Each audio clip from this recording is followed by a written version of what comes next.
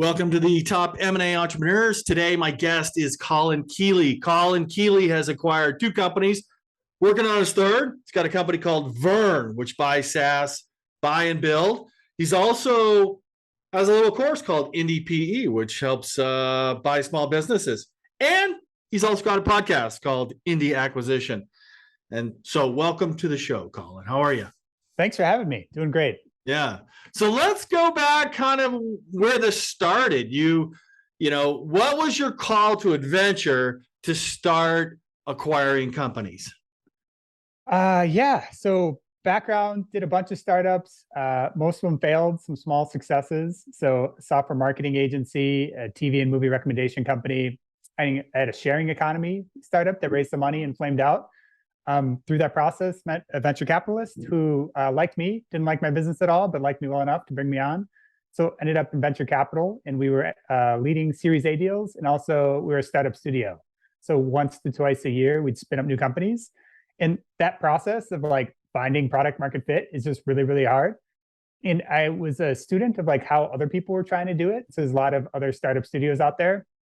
Stumbled on Andrew Wilkinson in Tiny out in Victoria, and he was just buying product market fit. So he'd buy these businesses that were working, put in best practices and grow them. And I was like, that sounds amazing. I would prefer to do that. So did it. Did our first acquisition a couple of years ago and just been off to the races since then. Yeah. What was that first acquisition? What kind of company? Blinksale. It's the B2B payments. It's actually like the second Ruby on Rails app ever. Blinksale? Blinksale? Yeah, blinksale.com. And that's B2B? Yeah, like invoicing for freelancers and small teams. Oh, very cool. How big was it when you bought it? I don't know if I could say exact numbers. I think that's in the APA, but it's like, it was a six-figure deal. Six-figure deal. And how long have you owned it? We just finished off paying off the seller side financing, so 18 months. 18 months. So that's the next question. How did you buy it? Did you have a fund, your own money, some investors' money, or 100% seller financing kind of deal?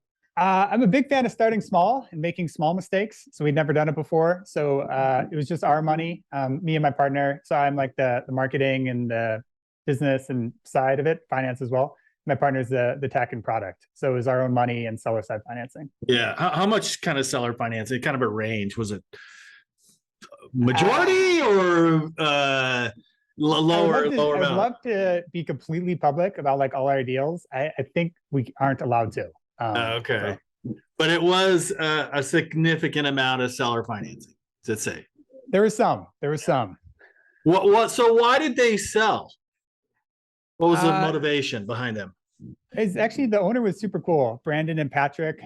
Brandon just came out public. He's building a electric boat startup, like electric speedboats. So he raised money for that. And this was, smaller thing, just like the typical deal we buy is like a technical founder that has other projects, been working on this for like 5 to 7 years, and that is ready for the next adventure. Was he paying any attention to it, or was it kind of a distraction at that point? Software is kind of nice because you can mostly neglect it and it just kind of keeps going. So they're just using it as a cash cow, basically, and just taking money out of the business. Yeah. So it was profitable. Yeah. So we do two different things. Like we do bootstrap companies and then like venture orphans, and the bootstrap companies are almost all profitable by necessity. And where did you find that? This was on MicroAcquire. So MicroAcquire. Hey, very nice. Yeah. I just did an interview with Andrew, so yeah, they're great. Really helping out the market. Yeah. Was the valuation you thought fair what he was offering? Because this is something I talked to Andrew about, is when they first list on their founders, like, they think it's worth 50x, right? And Andrew said that was one of the biggest challenges, is getting the right price. Yes. That's definitely a problem for us, like especially if you're doing cold outbound and just like trying to talk to founders. Everyone thinks their baby is worth like 10 to 20 times ARR. And so you're kind of, reality smacking them in the face, and they don't always love that. I basically given up trying to convince them like what the market price is. Like you could hand over the data and like, this is what things are transacting at. But you can't convince people to change their minds. Yeah. He calls it like, look, it's hard to have a conversation with somebody who would say their baby's ugly. Right. It's not ugly. It's a beautiful baby. It just isn't worth what they think it is. Yeah, yeah. Well, so how long did that conversation last where you guys came to a reasonable price on the business? So the first deal, this guy had done acquisitions before and sold companies before. So he kind of out the gate had a fairly reasonable expectations. And we definitely weren't the highest offer. I would say we just vibed the best. We had similar startups that had flamed out in the past. And then I have a lot of, as you kind of alluded to, like public writing and public podcasts out there. And he consumed a lot of it before meeting me. So I think he was a little smitten like at the start, which helped us win the deal. Yeah, I have to tell you, you came on my radar when you wrote that article about Mark Leonard at Constellation Software and the serial acquirer. It's great analysis on that. By the way, I saw that on searchfunder.com. Oh, cool. Yeah, thank you. I've done that. Yeah, the operating manuals I received well. Yeah. And then your second one, what kind of company was that? That was a SaaS company, software. Data backups. Yeah, we're not. I said I would love to do everything built in public, but we're not announcing the name of that one. Yeah, that's okay. That's a okay. more sensitive one. Yeah, and where did you find that? That one, like an intermediary reached out to us and was like, "This was the end of last year. The founder wanted to sell before December 31st. He thought there were going to be some tax changes, so we pushed and closed it within like 14 days. It was incredibly fast." Was that an intermediary, like a investment banker, or kind of just a broker from one of the sites? Yeah, it was a broker in the space. Yeah, and he sounded like he had motivated to sell before a missing out date. Did you get a good price on that? A reasonable cash flow price? Yeah. Yeah. Oh, I mean, we only do, I guess, reasonable deals. At least I like to think so. Yeah. So, yeah, we're not in the market of overpaying. Yeah. What kind of deal stack was that? Was that, your money again, or SBA, or seller financing, or a mix of the above? SBA is really tough to pull off for these software deals. So I've talked with all SBA bankers. They're great. If I ever wanted to buy a physical business, like I would entertain it for sure. But in this space, it's really hard. We have a debt partner based in Spain, like a number of family offices. If you want to reach out, you're happy to make an intro. But so we did that deal with our own money, this debt partner, and seller side financing. Yeah, that is correct. I will talk to you after that about that. So a lot of these deals are coming to you because you created this social capital and they're attracted to you. So where did you see that, hey, you know what? I need to have a podcast to get out there so somebody's attracted to me. I also need a course. I want to talk to me about this course that you did. Why did you build the course, How to Buy a Business? I found this to be a very opaque industry. So I went to business school. I went to University of Chicago. I was like barely aware that this was a thing that you could buy software company or buy companies. I thought it was just like Fox making businesses in like Idaho. I didn't know you could buy software ones. So this was all like trial and error and figuring it out ourselves. And then back when I was a VC, I talked with like all the college alternatives. And I was like, I thought this was an interesting opportunity to be like, so many people go to business school to like learn how to do business. And it's like, well, you could actually use that money and go buy a business. And I'm a big, believer in actually doing things and learning that way. So that was kind of my initial thought there. And now I'm going to do a live version of the course, like a cohort-based version. Such as, you talking about like Kajabi or something, or what do you mean a live version? It'll be based on Maven. Maven's like the new software company from the guy who started Udemy, spun out and did this. And so it's just a cohort-based course platform. Yeah. By the way, you talk about Udemy. I almost bought courses from a guy from Udemy that had software courses. He sold 1 million of them, software. And it was just a cash flow king. I mean, sold 1 million courses, doing 2 million a year with about 95% profit. I was trying to buy it. How'd it go? It was in the UK, and it was difficult to get any financing because they didn't want to move money over to the UK. Yeah. European deals can be tough. Yeah. So what is the focus of the course? Is it just on software companies? There's a lot of courses out there. Like Cody Sanchez, Carl Allen, Roland Fraser, a whole bunch of people out there teaching, but they each have their own specific niche. Yours is SaaS, I would say it's more focused on internet companies, but there seems to be a lot of overlap that people really just want to be their own bosses and like have freedom. Yeah. In like the basic things you're doing of like looking for a business to buy is very similar, whether it's a physical business or an internet company. So I would say it's internet focused, but not exclusive. Yeah. And you go through the entire process of finding the deals to reaching out to having a conversation to making an offer to raising the capital to do it also, or that's kind of sometimes if you don't have the money, you're going to go raise capital to go acquire a software company. Do you also teach how to do that? Yeah, it's not as finance heavy as it certainly could be. I think I'm mostly focusing on the sourcing phase, which is like the hardest thing for people to actually, put the time in to call brokers, to do the cold outbound to like owners. So it's mostly focused on that. And then on the back end, yeah, I'll talk through financing. The reality in this space is like great deals is kind of the limiting point. It's not as much capital. Like if you could get a great deal under LOI, I think you could find the capital out there. Yeah, I think so too. With these companies that you've acquired and the third one you're working on, tell me how's it's gone. You buy and build. Has it grown since you purchased them and you focus on the energy versus this guy that was, off to build electric boats? Yeah. So I would say our ideal is like a company that's already growing. I think momentum's really strong. And so something that's already growing is likely to continue. But yeah, everything we bought is up since we did it. I would say it's not that hard. Like we're not geniuses over here. We're just doing like the basics. So I could go through like what our basic playbook is. Yeah, please do. Yeah. So the goal is like stability. So you take it over. Often the founders are technical and want to walk away. And sometimes there's employees, but more often than not, there's not. So we have to put a remote team in place. So like our database company, we put a team in Albania in place.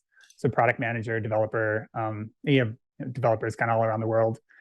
Then we push on sales and marketing. So we have a big checklist we go through. Robert F. Smith and Vista has this 100-point checklist. We have something similar. So it's things like moving their crappy WordPress marketing site over to Webflow, making it beautiful, making sure nothing's blocking SEO, pages load really quick. And then we push on different channels. So in previous history, I ran like large software marketing campaigns. So push on Facebook ads, Google ads, see what works. Offer amazing customer support. So immediately we put someone dedicated to it. Really want word of mouth growth. And then a product makeover. So my partner is very technical. He's a very good product manager. And so that's with the goal of making things look pretty, but also improving the conversion rate, reducing churn, and then adding premium features. So things that more enterprisey customers would be willing to pay more for. Yeah. Are you designed to stay in a specific range of like micro kind of acquisitions, or do you have designs on going larger? Yeah, every deal we're doing seems to be getting bigger for sure. So we'll entertain like 200K on the low end ARR to 5 million ARR. And the reality is like a 500K deal and a $5 million deal are about the same amount of work. So we would love to do, just bigger deals. Yeah. There's also more systems in place and they're generally better businesses at that point. Are you kind of like Andrew Wilkinson and Mark Leonard, buy and hold forever? We have been to date. I would say if you made a outrageous offer on one of our companies, we'd certainly entertain it. So we're not like married to the idea. But yeah, I love the holding company model. Certainly students of all those guys. Yeah. What do you like about, look, I went back and listened to a lot of podcasts that Andrew did on My First Million. I've read some stuff on him and amazing guy. He actually reached out to be on my podcast. He hasn't said yes yet, but I'd love to. He's a busy guy, but he's active on Twitter. What do you like about his style to buying businesses and holding businesses? Because the hardest part, I don't know if it's your article or somebody's article, is the shared operational excellence program and identifying what those are to each business because they're in different niches. So there's a lot there. Robert F. Smith has the famous quote that all software tastes like chicken. So the end customers could be different. They could be dentists or like bowling alley owners.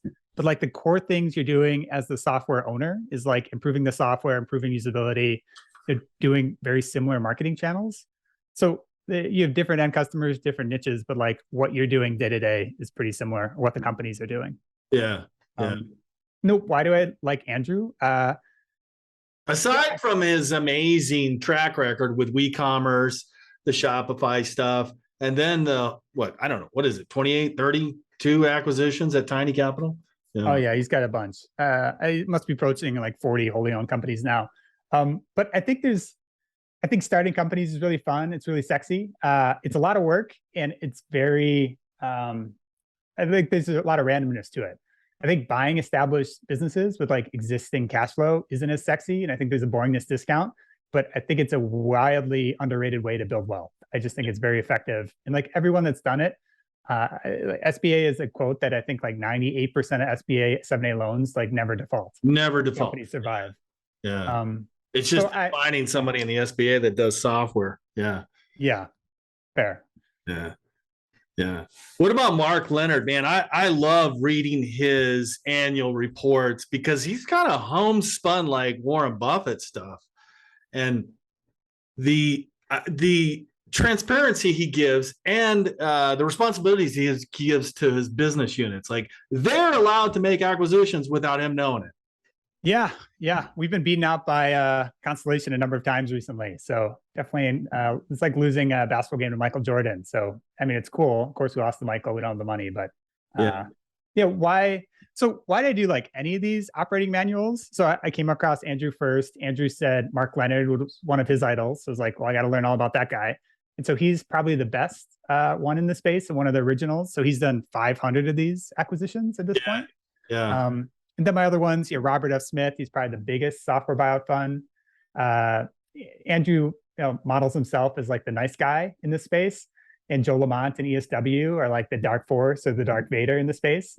So they're the most cutthroat. So there's interesting learnings from him. And Mike Spicer is the best startup studio. So that's kind of how like my thinking goes. I hop from one to the next and just kind of take away what I can. Yeah. Well, have you tried to get Mark Leonard on a podcast? That would be great, wouldn't it? That would be awesome. Yeah, he's not on a lot, and he doesn't like doing press. I think he was misconstrued 20 some years ago, so he doesn't do that kind of thing. I'd love to just have a conversation with him. But like every time I write one of these operating manuals, people that work for these teams or the actual person reaches out. So that's been cool. I'm sure. Yeah, I've noticed a couple people left their business units and started their own acquisition team. Yeah. Oh yeah, tons of people leave Constellation and start like mini constellations. Yeah. Are you currently working on a fund to help you acquire companies?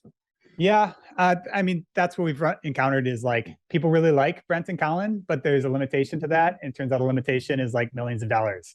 So we just need more money I think we win all the deals if we were competitive, but we just haven't been competitive on some. It's because, bringing cash to the party bringing cash to the party. It is the game. That's the game we're in. Yeah. It helps for sure. Yeah. What's where do you want to go with this? I mean, do you want to be a Tiny Capital where you own 40 companies? And I did see an interview with Andrew Wilkinson said, my sole job is to hire and fire CEOs. Yeah, I think as you get bigger and bigger, hiring quality operators becomes limitation. We're not to that point yet, I would say. But yeah, I just keep executing, build more of a track record, and get bigger and bigger is our plan. Whether you do really small deals like Constellation, or eventually you grow up and do bigger and bigger things, I guess is a bit of a question. But that's a question for a later time. Yeah.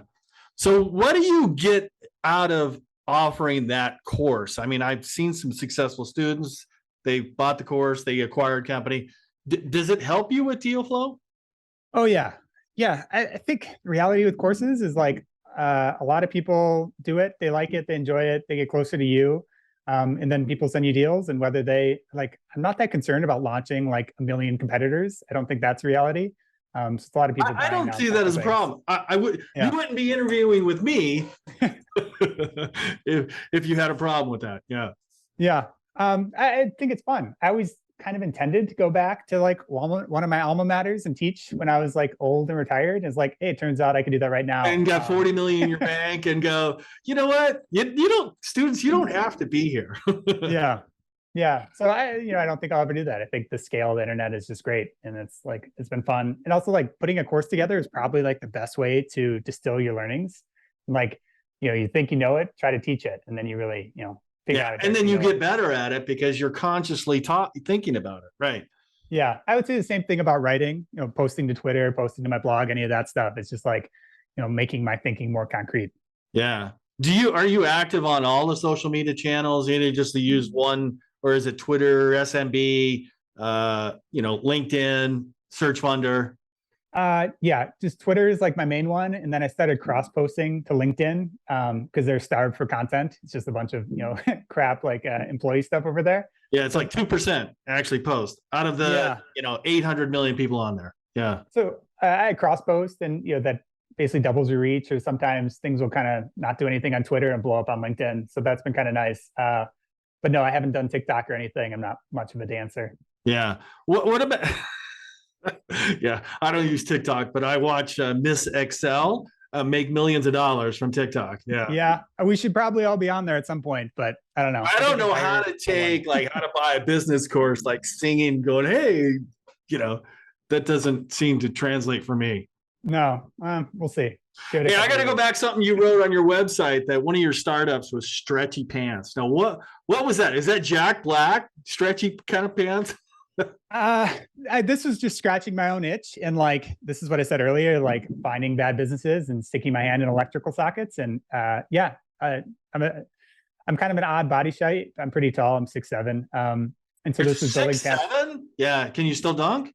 Oh yeah, easily. Yeah, I play basketball. You're just like you're the tallest guy that I've interviewed. I'm 6'4". Yeah, doesn't come across on the podcast or on Twitter, but so that was scratching my own itch, just like building the pants I kind of wished I had. But yeah, I didn't like apparel, didn't like the space. Thought people were always lying to me when you're like producing stuff. But yeah, don't like e-commerce. Yeah. Will you do startups anymore? Yeah, I think it's very likely we'll spin up kind of like shared agencies, kind of like the Amazon model, where if your companies all need something, you do it just for internal companies, and then you spin it out and start taking external clients. So I think we'll do some version of that, but definitely not our main focus going forward. Yeah. Let me ask you about mentorship, where you get advice, masterminds. I talked to Michael Girdley, and he said, yeah, he still uses Vista, a local Vista.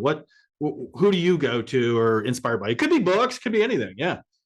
I would have this kind of weird approach to mentors where it's like I just consume everything that they've done and really study them and write up these operating manuals. So that's like my basic way of learning. And then from there, I talk with either them or their people that work for them and kind of understand their playbook more. And then besides that, it's more so Twitter, just meeting people doing like-minded stuff. That's been great. I should probably go to more conferences. I haven't done that. Yeah. Yet. Is that a COVID thing? I don't go to conferences. Yeah. No, I wasn't in this space before COVID, and then COVID killed everything, like all the conferences, and now they're just coming back. So I should probably pick like a few a year and go meet up with people in person. Oh man, they should pay you to be there. Or Neil Patel says he doesn't charge anymore to conferences because he gets better deals, not charging. Huh. Yeah, that's one way to do it. Yeah, I love watching him. So I got to ask, like, what kind of books do you like to read? Is it the biographies of people, or the how-to books, or concepts? I like the last book I read. No, it wasn't the last book, but 8 Unconventional CEOs, and they talk about the top people. Outsiders. The Outsiders. Yeah. I love business biographies. I hate self-help books. Like I won't read any of them. But what have I read? I read a lot of sci-fi. My favorite book, if you're looking for a recommendation, is American Kingpin. So the story of Ross Ulbricht and starting the Silk Road. It's basically like Amazon for drugs. I think that is like, it's very well written. So it's very entertaining. It's a great story. And then it's like all your traditional entrepreneurship, bootstrapping issues, but on a much more exciting scale, because it's dealing with like, selling drugs and guns and an online marketplace. Yeah, behind the stuff. I think I've seen that something on Netflix, but it was the most hated man in America who started that business. Yeah, he's in prison for life. Prison. What was it? Revenge porn. Yeah. But yeah, otherwise it's like, Cable Cowboy would be another one kind of in that vein. So John Malone is another one of these. He's actually in The Outsiders is a chapter. Yeah. He was rolling up cable companies in the 80s. It's very similar. That was like software companies of the day. So taking away learnings from him. So if somebody was coming behind you and say, "Hey, what's the first thing they should do?" He's like, "Hey, Colin, I'd like to buy a company. Start buy your course, join Twitter, follow you, connect with you on LinkedIn, and just follow like Mark Leonard, Robert F. Smith, Vista, and Andrew Wilkinson." All those are great ideas. If you want to buy that course, great. But really just make moves. I mean, everyone says they want to buy a company, but like be serious about it and do it as a job. Reach out to business owners and like start talking to them. And I think that's really the only way you know what a good business looks like is like just doing it, doing the work, getting in the conversations. So reach out to brokers in your space, set a goal, maybe do 5 in a week or something like that. Try to talk, cold email business owners and email 5 and get on the call. What do you do for off-market acquisitions, finding deals that are off-market? It's nothing groundbreaking. We have a number of people in the Philippines that work full-time for us, and they'll build out email lists. And I'll say like, go after this vertical and go find all the emails. And then I'll write basically drip campaigns. So it's just lead generation. It's like B2B lead generation. Yeah. Put them on drip campaigns and start conversations. Although if you're trying to advise people for like the first deal, I wouldn't waste time with that. But it's like a huge time suck. I think most people find their first deal in a marketplace. Yeah. That's also getting your toes wet too quickly, because it's a motivated seller. They want to sell it. You're skipping the whole process of going. Once you get a deal like that, it's a lot easier to get off market deals because you got cash flow. You understand a little bit more about the process. Yeah, I would say most people screw up. They just never get in the game. Like they always want to buy a company, and it's like, well, next year I'll do it. 5 years I'll do it. 10 years I do it, and they just never do it. So my recommendation would be, make moves, get in the game. You cannot lead a horse to water unless they're really, really, really, really thirsty. Yeah. Yeah. I think it's about 97% that start out looking for a business don't buy a business. Yeah. Yeah, it's unfortunate for sure. Yeah. Well, Colin, thank you so much for being on this show. I really appreciate getting an overview of your business model. Absolutely. Thanks for having me. It's great to meet you. Yeah. Thanks, Colin. See ya. All right. Bye. Thanks for watching this video. Make sure you're a subscriber by clicking on this button right here down below. And if you want to watch more serial acquirer interviews, click on this button right here. If you're ready to buy your first business, get my course at dealflowsystem.net right here. Take care. Cheers, John.